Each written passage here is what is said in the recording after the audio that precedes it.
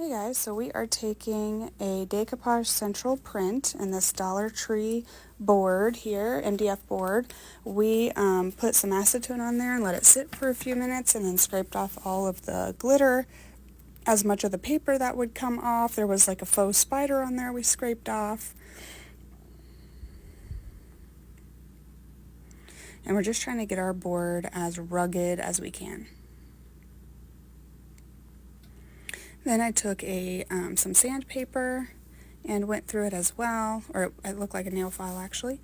Then we're going to do a couple coats of this white chalk paint just to hide all the writing and give it all one color. I do go around the sides as well to clean up any clumps and bumps and make sure that they're covered.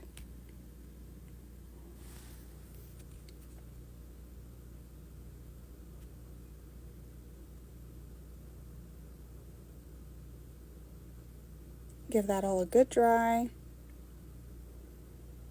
And then we have this beautiful print from DecoupageCentral.com. I take a paintbrush and dip it in some water and just take off the white. I left the rest for now because I wasn't quite sure what would fit and what would fall off. But that way we don't have a clean look and we get rid of all that trim.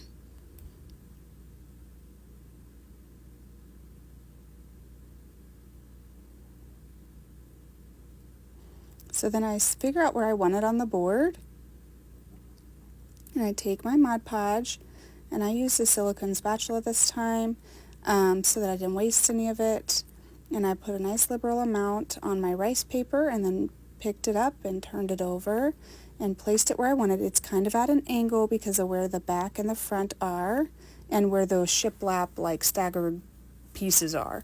So I placed it where I wanted, sanded off the excess, and then started going around the outside with some brown chalk paint. And I also went around the little holes at the top there. We'll put a wire hanger in there later, and I wanted them to look aged.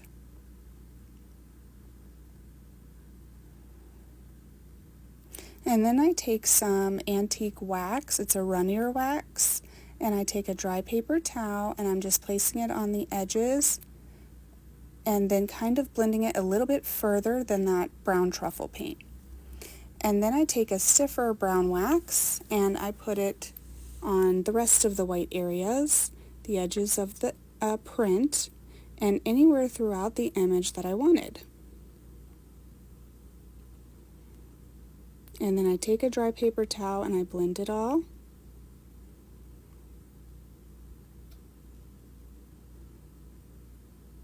And give it a good dry.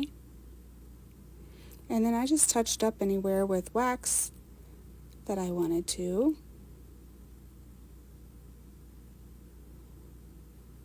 I did put some more of the runny wax kind of just random and throughout because I liked that. And then anywhere you get any wax accidentally, you can take your clear wax and wipe it off. And it'll act as an eraser for that dark wax. I did want the lightness behind the truck to stay light, so I did do it there. And then, you guys, I just gave it a good coat of polyacrylic to seal everything in. I placed a couple grounds of coffee, instant coffee, so it's more like a powder.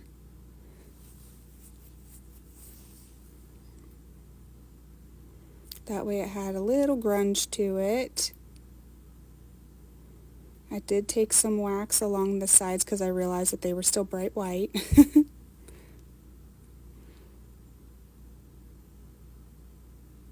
Then I got my rusty wire out and I cut it to size. I put one end in and I cut it with wire cutters.